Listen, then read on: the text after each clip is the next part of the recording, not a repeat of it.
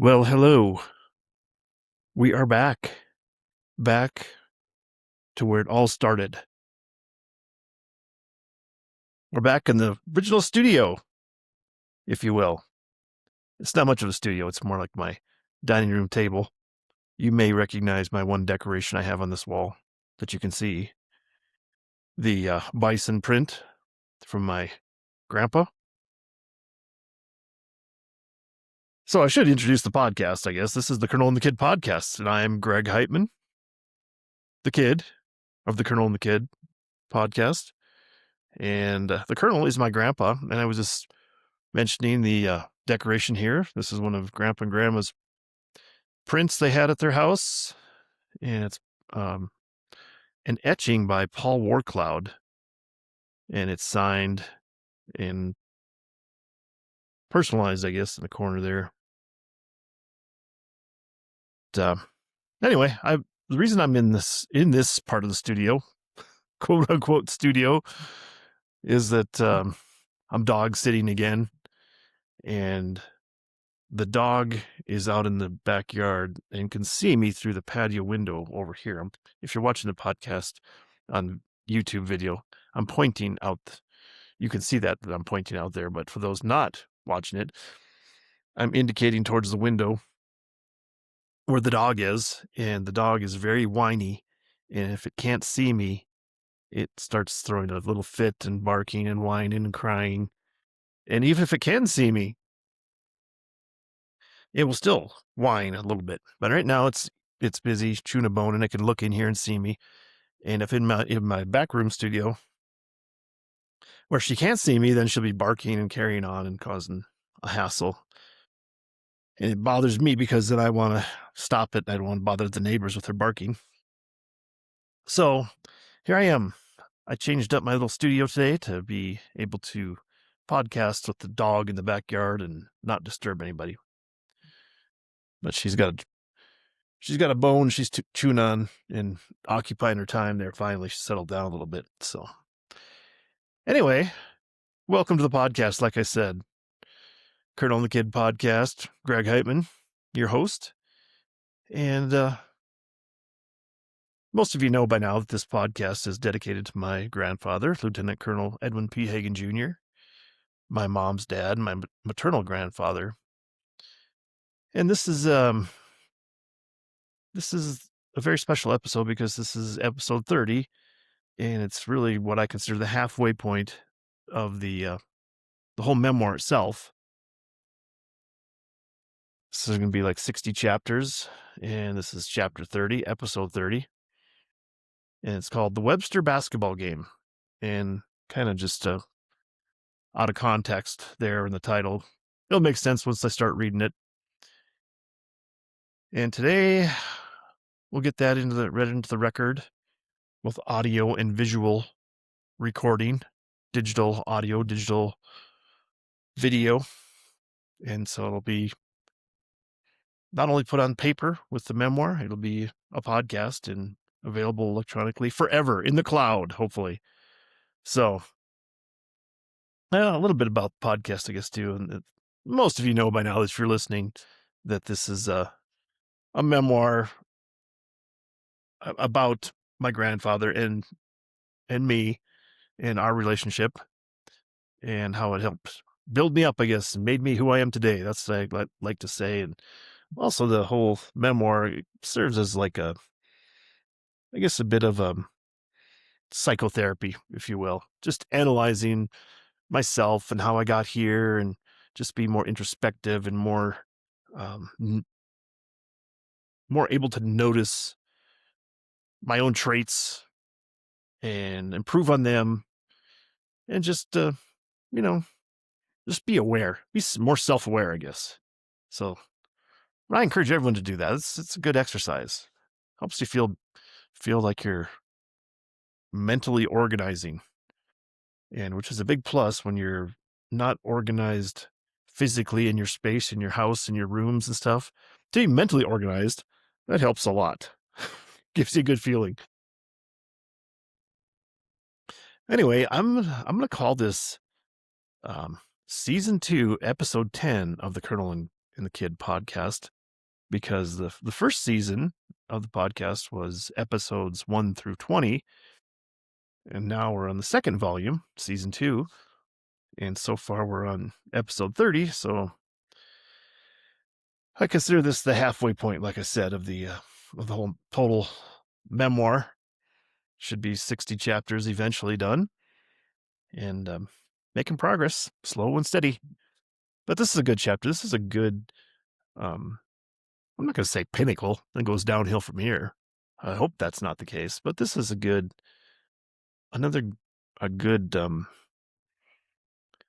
point in the slope that's trending upward as far as the story goes. The culmination of well, it's not the culmination.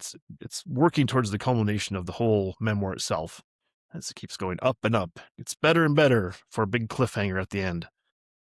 No, I don't think there's any cliffhanger. Not yet, anyway. We'll see. That's a tease. So anyway, let's get the chapter read into the record. Go from there. I do have some other recurring segments I'd like to touch on today. Should be interesting. It's a little interesting day yesterday, so put that into the electronic record also. My adventures or misadventures, whatever you want to call them. We'll talk about them.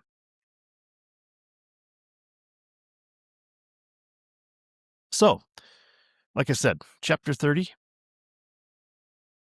Colonel and the Kid podcast. Chapter 30, the Webster Basketball Game. And as always,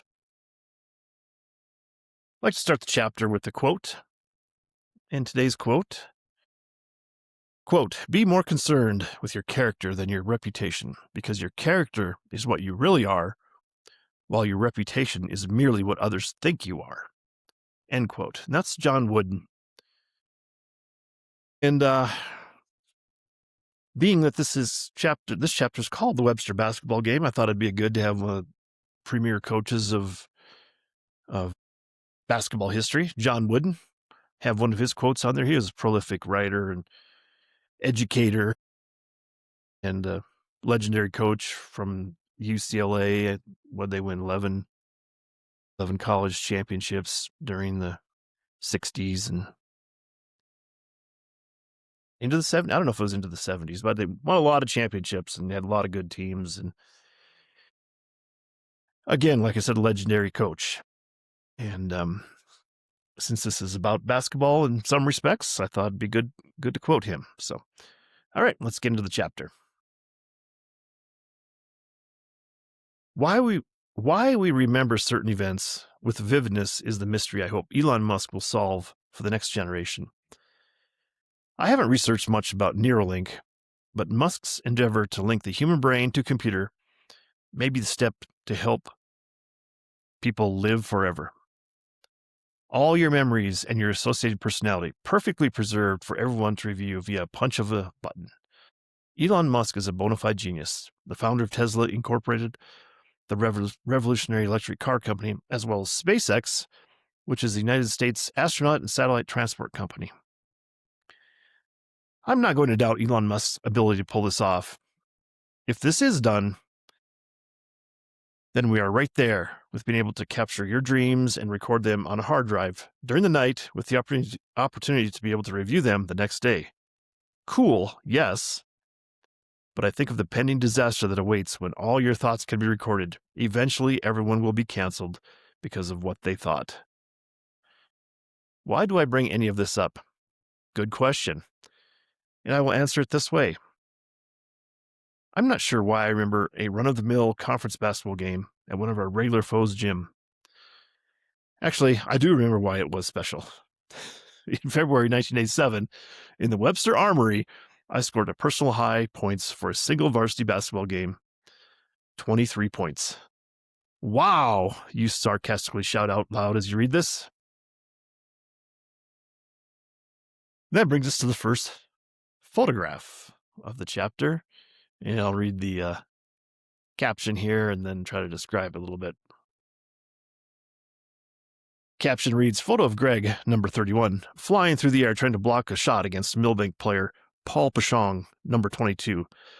This occurred in the Class A regional tournament in Watertown, South Dakota in February 1987.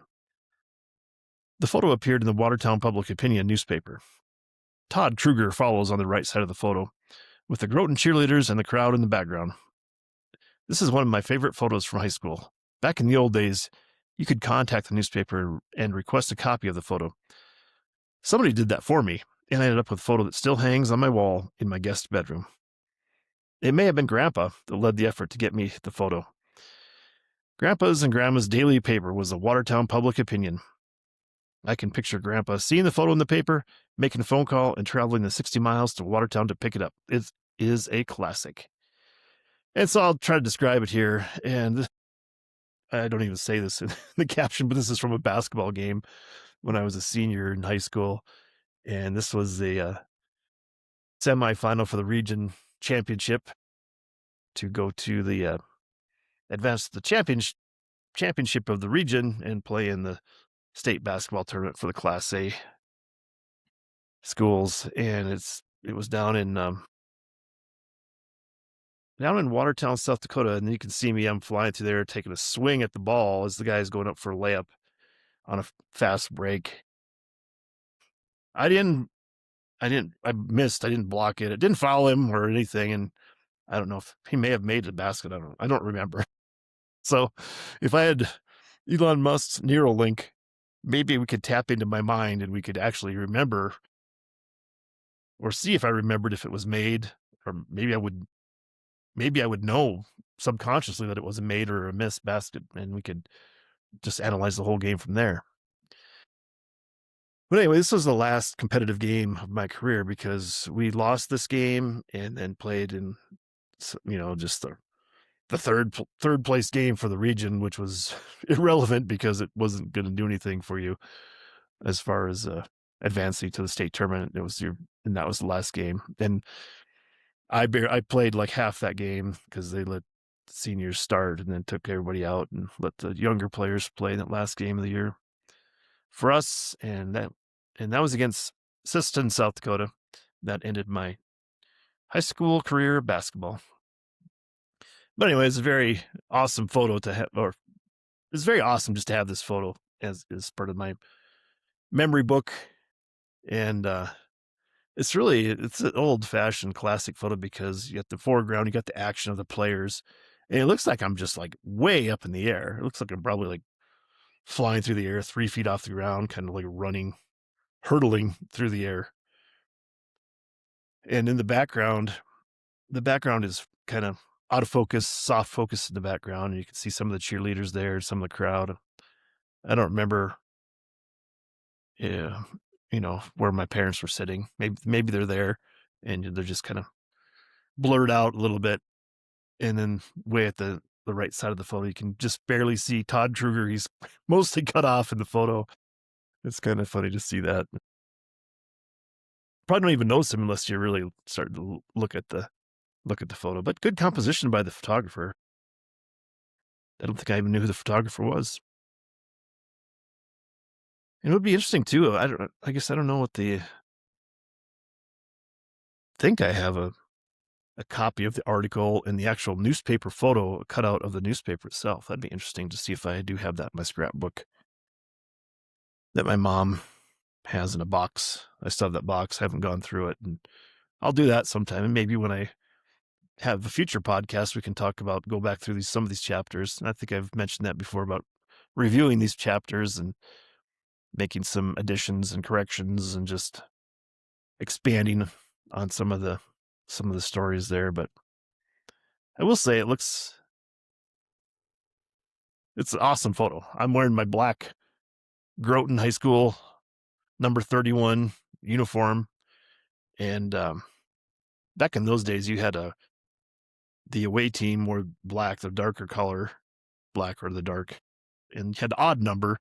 And then the home team wore the lighter color uniform, and they were even numbers to help simplify it for officiating and everything else. I don't think they do that now. I think that just everyone has the same number all the time, dark or light uniform. And I have some my Adidas basketball shoes, and I can see them kind of plain as day. My high top Adidas basketball shoes; those are some good shoes. So, anyway, back to the chapter. I played pretty well in that basketball game in Webster, yet we lost, as we did almost every game that year. We finished with a 4-18 record for the season, but it was probably the most fun I ever had playing sports. I had much more success and accolades in track and field. Even baseball brought me much more accomplishment and wins. And here we have another photo, second photo of the chapter, and I'll read the caption and then describe it. Caption reads, another favorite photo of mine that still holds a place in the wall in my guest bedroom. Me holding the state Class A team championship trophy for the 1986 state track meet. Especially fun is my teammate Kevin Tullis with an early photobomb waving at the camera behind me as he stands behind me. The camera's in front of me, taking me from the front, and he's photobombing me, so to speak. I medaled in 2 events, 4th in triple jump and 5th in the 1600-meter relay. That 5th place finish by a relay team of me, Troy Tennis, Rich Strum, and Todd Herseth still holds the school record for the 1600-meter relay. I'm not sure who took this photo, but I sure do cherish it. And, so, I mean, to talk about the photo, who took it, I think it was my dad took it. This was the state track meet was over. You can see the people are leaving in the background, and so the people were able to come out onto the track because that was the last event. We ran the last event. The 1600-meter relay was the final event of the day, and we ended up 5th place. And then we got on the podium and got to hold the great big trophy, and it's like the championship trophy. It's cut out in the shape of the state of South Dakota. It's got like a runner, little statue of a runner affixed to it, like crossing the finish line in a running race, and pretty cool. And we got the generic Groton white tank top track uniform, and I'm holding my sweatpants in my hand, I guess, because that was the last race, and I ran in the last race and was still cooling down from that. And that was out in Spearfish, South Dakota. It's pretty good, pretty fun memory to have a championship like that in my records, I guess. So, and a great picture, and pretty cool early photobomb too. So, anyway, like that picture. Oh, and then there's another picture here. I'll read the caption and then describe it a little bit here. Caption reads, state champs of the Class B VFW Veterans of Foreign Wars Teener Baseball Tournament in 1983. Back row, left to right, Coach Frank Cutler, Darren Locke, Jason Yeski, Vince Gower, Jeff Larson, Mark Rosso, Colin Hobbs, Wade McKittrick, John James, Shane Schmig. Front row, left to right, Greg Heitmann, Troy Doden, Clayton Butch Farman, Jared Prather, Jamie Rosso, Mike Blackman, Paul Baumgartner, Terry Amon, in the front row, Bat Boy Garrett Heitmann. So, of course, Garrett Heitmann, my younger brother, he's the bat boy for our team that year, and that was down in the state Class B Teener Baseball Tournament was in Gregory, South Dakota that year, and we were the champs. It's a pretty awesome picture. It's pretty sure my dad took this picture, and it's at night under the lights of the baseball field and with a flash, and we're wearing our red and gray and white Teener baseball uniforms, and everyone's happy, holding up number 1 because we're the number 1 champion team that year. And I will say that we had a couple. It was different time. I don't know if they still do this in Teener baseball. So this is like 14 to 16-year-old kids playing Teener baseball, and one of the things they allowed back then, and like I said, I'm not sure if they still do it, is you could pick up 2 players from your region, and we got 2 players, Vince Gower from Eureka, South Dakota, and Terry Almond from Eureka, South Dakota. They were Vince was like a catcher, and Terry was a really good pitcher.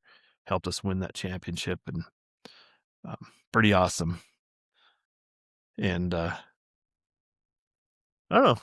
We all holding trophy. Everyone got a small trophy, and then we got a team trophy. So it's pretty cool. I won't say much more than that. I'll just get back to the chapter and get back to basketball. Back to the chapter, but it's basketball I love to play. And the confluence of events for the evening in Webster solidified one of my favorite memories of sports. Grandpa and Grandma, unbeknownst to me, were in the Webster Armory that night to see me perform at the top of my game.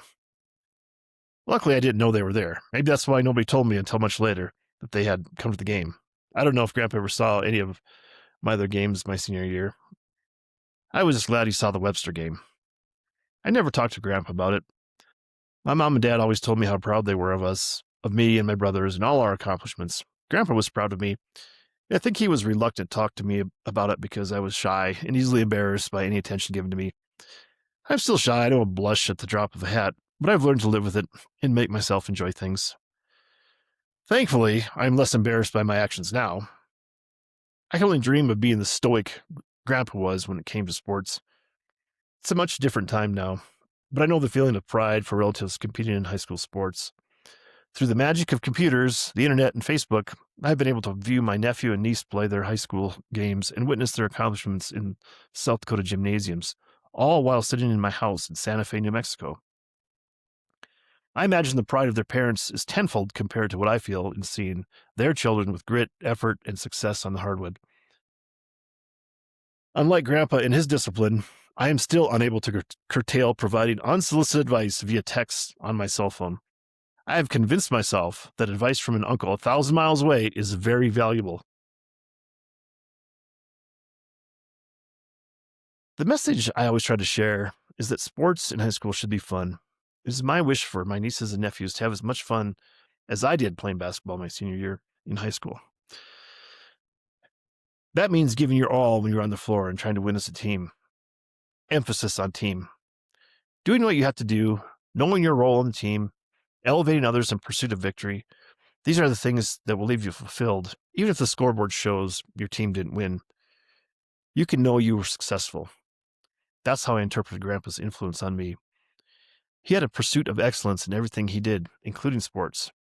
You might win some games, but like John Wooden emphasized in his pyramid of success, success is peace of mind, which is a direct result of self-satisfaction in knowing you made an effort to become the best of which you are capable. So there's another photo here. And this is, I'll read the caption and then talk about it.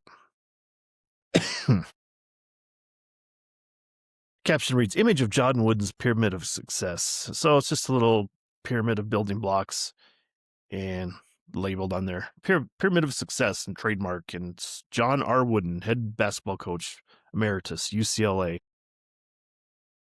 And it's got, a bunch of different blocks with a label and then a little sentence about it. And it builds up to the shape of a pyramid with a base and then narrowing up to the top.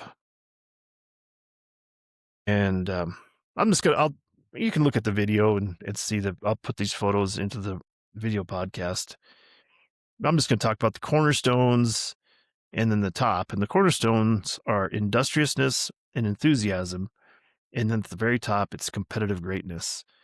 And I'm not going to read the other stuff on there. There's a whole bunch to read on there. And then it's got his definition of success and, how you can strive for it, I guess, is his formula, Coach Wooden's formula for success. And I think it's done very well. I think he did a great job of describing it and give him full credit for that. And I give due credit in the memoir that John Wooden gets credit for that and attribute that to his his writing skills and teaching skills. But back to the chapter. There's a recurring theme I've noticed with my words regarding Grandpa. I failed to have conversations that I now wish I had. The difficulty in accepting this is that no one is to blame. How could I have known at the time, given my youth and lack of experience, that these certain subjects would have made excellent learning exercises for me? At the minimum, I have recognized this shortcoming as a nearly universal issue in the world. I hope I'm able to have conversations with Angela's kids where I have anticipated some deeper questions that they may have not even begin to anticipate to ask. Sometimes I am, quote, at Captain Obvious in statements to her kids, bluntly attempting to facilitate a conversation that may address future issues that they will run into. It is my hope that they can use my experience to not have to learn the hard way. Unfortunately, I've noticed you can't tell anyone anything in hopes of explaining a solution. It seems to be a fact of life that the most crucial lessons are only learned the hard way through failure at your own level. This was a difficult chapter for me to write. Some things are better left unsaid. It's worth debating. There are a lot of words unsaid. There were a lot of words unsaid between Grandpa and myself. This truly is bittersweet to remember. My own personal success in one basketball game, yet we still lost the game. At the same time, I never talked to Grandpa about how those contradictory feelings sit inside a person. The broken record that I am encourages you, the reader, just to talk to your loved ones. Push through the awkwardness, reminisce, break the ice with a smile and a joke. It gets easier. As I write these words, I'm promising myself that I will take my own advice, a lesson I'm sure Grandpa would endorse. There's a lesson here also when it comes to sports. Competition on the field, floor, or whatever the setting encapsulates life's trials and tribulations. It's a controlled laboratory where you can learn to deal with the ups and downs, the ebbs and flows, similar to that of life, only on a microcosm. Test yourself with sports and try to live as the Why Didn't Kennedy advertising agency said when they coined the perfect phrase for Nike and participating in sporting competition. Quote, just do it. Period. End quote. So we had a quote to end there, but that's not the official end of the chapter until we have the official quote to complete the chapter. And this quote is appropriately from Michael Jordan and his affiliation with Nike. It seems very fitting.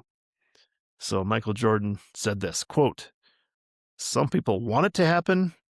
Some wish it would happen. Others make it happen. End quote. Great quote to end the chapter, the Webster Basketball Game.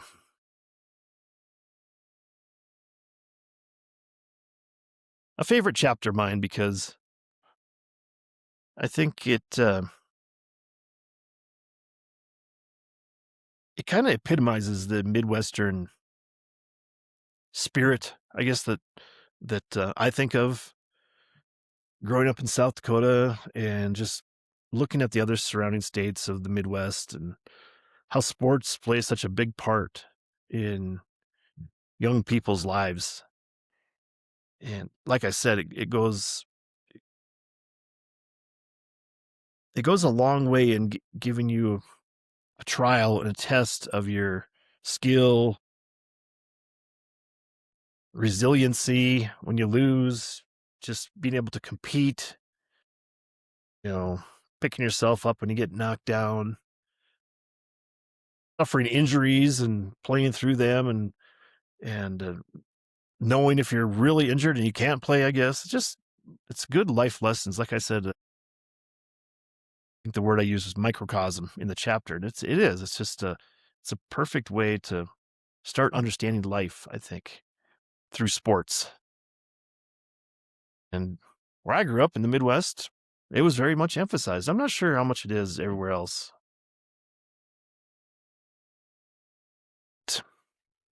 Glad I was there. Glad I was able to do that and grow up in South Dakota and be able to play sports like that. So anyway, big chapter today. Big halfway point. The Webster Basketball Game. Got that into the record. So on to the recurring sections, I guess. Guess what? Here it is. Believe it or not, we found it. I don't know why I'm saying we. I found I had lost this. I'd gotten this book out. And if we were in the other studio, you could see that I would have the poster of this book. Big Cooley, a Charlie LeBeau mystery by Gregory L. Heitmann. So I'll go ahead and read the back summary into the record here so I can advertise myself a little bit. This podcast sponsored by Big Cooley, a Charlie LeBeau mystery. Bureau of Indian Affairs Police Sergeant Charlie LeBeau's morning break is interrupted when he notices a toddler alone at the edge of the grocery store's parking lot. Upon further investigation, Charlie discovers the child's mother dead in the tall grass just off the pavement. The woman appears beaten. Or was she hit by a car? Was it an accident or murder? So, I think this is the Big Cooley. The third book in the series, Long Hollow, Buffalo Lake, Big Cooley. So we're slowly going through the advertising process for each book. And right now, we're on Big Cooley. Check it out. Available through Amazon. You can get the Kindle version, or you can buy a hard copy. Or if you contact me, I can probably arrange to send you a signed copy. I have some extra copies here that I can mail out for a fee.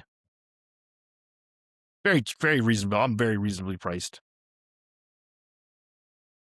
So, all right, done with that advertising for today. I wanted to talk about, I don't really have a title for this segment, but this is what happened yesterday. This is, I'm just labeling it Bank of America because it was such a strange thing to me.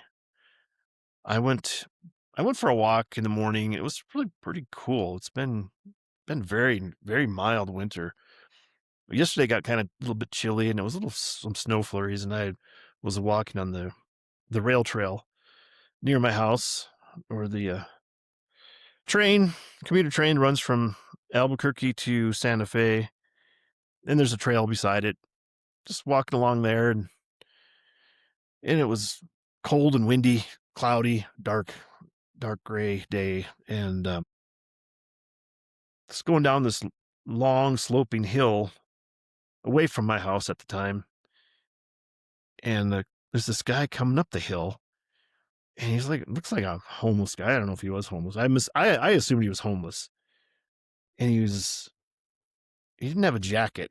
He was had wrapped himself in a sleeping bag, but it was so windy, the sleeping bag was fluttering like a cape, like Superman cape or something. And he was like disheveled and really thin and bearded. He looked like, he looked like Charles Manson. That's what he looked like to me. And I could hear some sirens in the distance. I looked over my shoulder, and there's a lot of sirens going off. And so I kind of looked back, and I couldn't really see anything from where I was. Although I was up higher on the hill, I couldn't see the streets and stuff. And so this guy's coming at me, walking on the trail. This Charles Manson looking guy, who I thought was homeless. And he comes up to me and is like, as we were getting closer, he's like, "What are you looking over your shoulder for?" I said, "Can you hear the sirens?" He goes, "Oh, what, you think they're after you?" And he's just like, all just scary aggressive. So I was like, kind of just trying to give him room to go by. So I'm friends with all the cops in this town. They love me. And it's just like very weird. And I was like, okay. And then he passed by me, and I walked a little further, turned around, and went home. And so I went home, but I had an errand to run. So I was going to pick up, I have some bonds U.S. government bonds that are maturing that I bought 20 years ago, and they're finally coming due. and I actually have the paper copies of them. So I'm taking them over to Bank of America basically once a week or every other week because I got them. I had ordered them as part of my paycheck, my monthly paycheck, or my bi-weekly paycheck was coming at the time 20 years ago, and I had purchased a $100 bond. You only paid $50, and then 20 years later it's worth $100. So they're mature, so I was taking them over to cash them in and deposit them in the bank. So I had a few to take over. Walked over to the bank, still cold and windy, and there was some snow flurries coming down. And as I'm going into the bank, I'm just getting to the bank, and I see this guy coming out of the bank, and it's the guy wearing the the sleeping bag, and he's going down the handicap ramp, and I'm coming up the steps. And so I go into the bank and stand in line and wait forever. And I don't know. I'm not sure why I bank at Bank of America other than it's close. It's like 5 blocks away or so. So I can walk over there really conveniently, do any banking I need. It's been my primary bank for 20 years, 20 plus years since I lived in Santa Fe. And so I'm waiting in line and they have two tellers working and they have three people watching the two tellers. And there's a line, probably like five people waiting in line. And I'm not even sure what these other people are doing there at the bank. Two people are greeting you at the door, asking what they can do for you today. And they say, yeah, what can we do for you? And I say, I'm getting deposit these bonds in my account. Oh, okay. They can help you right over there. It's like, it's just worthless. I mean, I don't know. Bank of America is just kind of embarrassing me. It's embarrassing that I use them as a bank because, for one thing, their interest rates are terrible.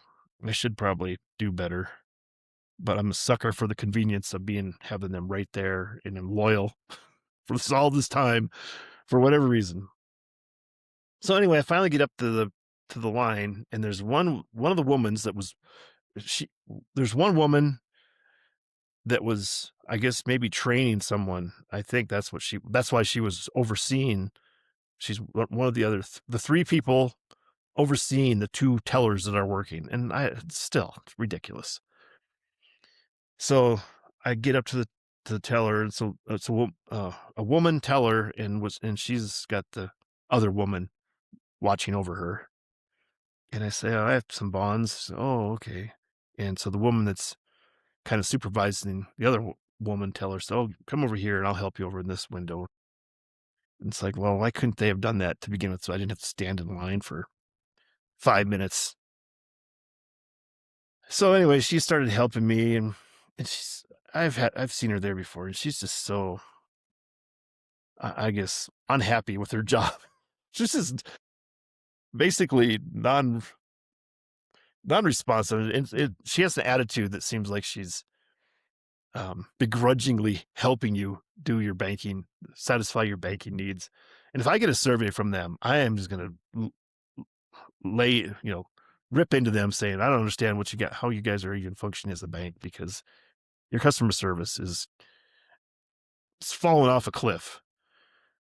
But anyway, so I got those bonds cashed in and deposited into my account. And then I asked her, when I was about to leave, I just turned back and asked her, did the guy with the sleeping bag, was he in here as a customer earlier? And she's looked at me like I was just such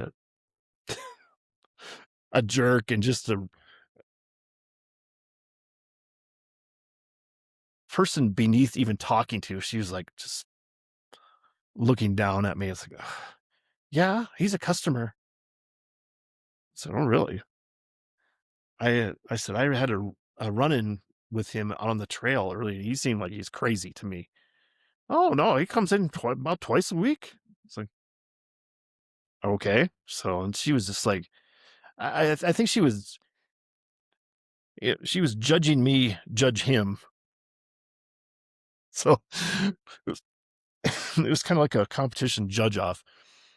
And maybe I am making some assumptions about this guy, but the society seems like it's continuously just breaking down, where we just think that this is perfectly normal to be out walking around with a sleeping bag. you're wrapped up in a sleeping bag walking down the trail, and that's just everyday thing. Everything's fine here, nothing to see, and we're just plagued by homeless people in Santa Fe. And this guy made me uncomfortable because he was just so aggressively yelling at me and on the trail and stuff. I don't like it. It doesn't make me feel safe in my own neighborhood. And so I I felt like she was just so disgusted by my even asking these questions about that. And it makes me wonder, who is the crazy person? It's got to be me. It's got to be me that's crazy for banking with Bank of America and the bad service and um, the bad interest rates that I've gotten over the past few years that I've accepted. It's my own fault for just staying with him. Should be shopping around and going to a different bank, but they make it difficult to change banks. So you got to do all this stuff. I mean, my direct deposit's been there for 20 years, but I guess ultimately it makes me question, who is the crazy person? Is it the guy, the homeless guy, or seemingly homeless guy, the Charles Manson looking guy, or am I the crazy person for continuing to bank at a place that accepts a guy walking into the bank wearing a sleeping bag as his jacket, I guess? So I'm going to say that I am not crazy. I'm not the same type of crazy as the guy wearing the sleeping bag. Maybe I'll just leave it at that. But maybe I should consider not banking there anymore, because if that's the guy that's come walking into your bank, it doesn't give me a lot of confidence that they're a good branch to be dealing with, I guess. So, you know, judge not lest ye be judged. So I guess maybe I am judging myself, and I'm judging that guy too, because the more and more we accept that crazy people just walking around among us is fine and dandy, the more we're going to be upset when we say, "Oh my God, how did this happen?" When the guy goes crazy and attacks somebody and kills someone or does whatever, and then we're just all upset because, how did this happen? No, we saw it happen in front of us for a long time and we didn't do anything about it. So maybe that's one of my remedies that I could take upon myself, is say, okay, I'm not going to do business with a bank that continues to act like that this customer base is just fine and dandy to have an unkempt guy come walking into the bank wearing a sleeping bag. It seems like you're just begging for problems. So anyway, I'll stop that segment. Maybe that'll be the new segment, Bank of America, and all the things that happen at Bank of America, starting with that first thing. So, and I don't think I talked about this, but I did have a music update, and if not, I think it's worth repeating that the music update here. I think I mentioned on a previous podcast during the football episode with Garrett and AJ as my guest podcasters, but this is a good music update. And if not, maybe this will be the third time I say it, but if it's still worth saying because I just totally enjoy it. So the other day we were out, we're going to Albuquerque, and we were listening to the radio, and the radio DJ was saying, yeah, that this next song, uh, there was a statistics compiled, and according to these statistics, this song, My Journey, is the number one song played on radios of all time. Number one song of all time, played on all radios across the world, across this nation, across the world. And that song is Don't Stop Believin'. That's the number one song of all time. And I turned to the people in the vehicle that were with me and I said, ironically, I don't believe them. So anyway, I thought that was a really good, ironic joke. And I don't know if it's um, that might be more of the definition of irony than what I was going to say that I forgot to say about the Bank of America story. I mentioned that when I was walking and I ran into the guy wearing the sleeping bag that I heard these sirens, and I looked over my shoulder. There's all kinds of sirens in the distance. And I looked over my shoulder, and that's when the guy, the I call him Charlie Manson looking guy, was asking me what I was looking over my shoulder for. Just very confrontational manner, just just very aggressive. And later I found out, and I think it was about that time that there was breaking news, and there was a bank robbery at one of the banks in the area. It wasn't Bank of America where, where I ended up going, but a nearby bank had been robbed. And there's had a bank robbery that I've heard of in quite a while in Santa Fe. But sure enough, guy got away with thousands of dollars, I guess. Armed robbery of a bank. I don't know which bank it was. And I thought, man, is it ironic that that happened? And then I had this confrontation and with this guy, and then I asked the teller about it, and that was all awkward. Or was it just coincidence that that happened? That a bank was robbed in the area, the neighborhood. So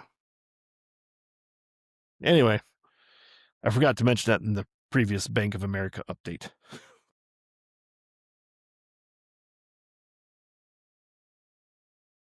So I don't know if that's going to be a recurring segment. I don't know how many things can happen at a at Bank of America that would make it worthwhile to have the recurring segment of that. So I'm not gonna plan on that.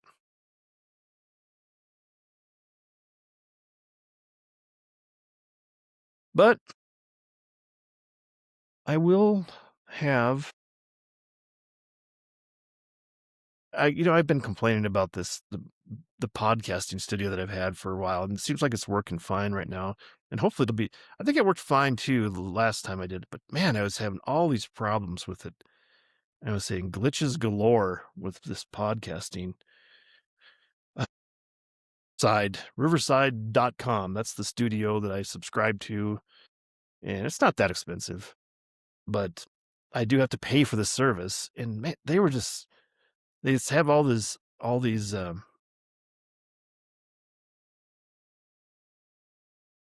just services that they provide. And when I'm doing the podcast and recording it, they'll get a transcribe it.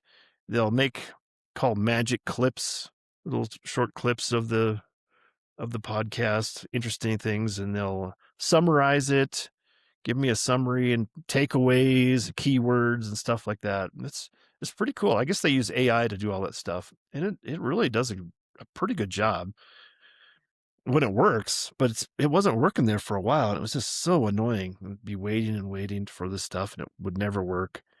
So I published a couple of podcasts without summaries, and then later I was able to get the summaries finally from this the my subscription from Riverside, but it was really annoying. But anyway, hopefully it's working now and I don't have these problems with the podcast itself. But I think that's I think that's where I'll leave it off today. Don't have don't have much else. I do have some I guess I do have a license to podcast personalized plate I could talk about, but I'm going to save that for the future because I don't know where that photo is right now. And I know do more digging at the time or at this time, but I will say that I do have a lot more topics for recurring segments, including the license to podcast, which is the personalized plate that I see and take a picture of when I'm out on the street or in a parking lot or something like that. And abusive language. I do have a couple of those that I have noted here, but I'm going to save them for the future podcast. Because I think some of the chapters are going to be shorter. Not that this wasn't um, not that this wasn't a long chapter, but my long story about Bank of America got us to the 50-minute mark, and I think that's going to be enough for me today. So I'll get out there and get the dog for a walk. Still, she's doing good. She hasn't been barking or crying or anything. She's like a caged animal in a zoo, though. She's just like pacing back and forth around the yard. It's kind of weird. I would think that if I was a dog, I'd just be laying down, taking it easy. Because usually she doesn't get to do anything. She's usually locked in a little kennel all day. And now she's enjoying the big yard. I guess maybe that's part of it, but she's going to be taken for another walk. We'll probably go a couple miles this afternoon and try to get her tired out so she can sleep through the night, not bother me crying and whining at night. So anyway, that's it. And, you know what I say? I say, be assertive, be positive, be proactive. And I did have a kind of a negative downer story there with Bank of America today. And I don't want that to leave you with a bad taste in your mouth. So I'm telling you, be proactive, be a glass half full person. I'm trying to be that way myself. So I emphasize that. Be positive. Be proactive, be assertive. And maybe that'll, raise your attitude to have a better attitude. We won't be doomed, as I was talking about earlier, as we're plagued by homelessness here in Santa Fe. I'm not going to complain about it. I'm going to try to do something about it. Somehow I can have a good impact on that. But anyway, I leave you with that. Be assertive, be positive, be proactive. And as always, we don't say goodbye. We just say, see you later, see you next time, and knock, and the door will be open to you. Seek and you will find. Ask and you shall be given. That's it. That's it for this episode of the Colonel and the Kid podcast. I'm your host, Greg Heitmann, and salute you and see you later.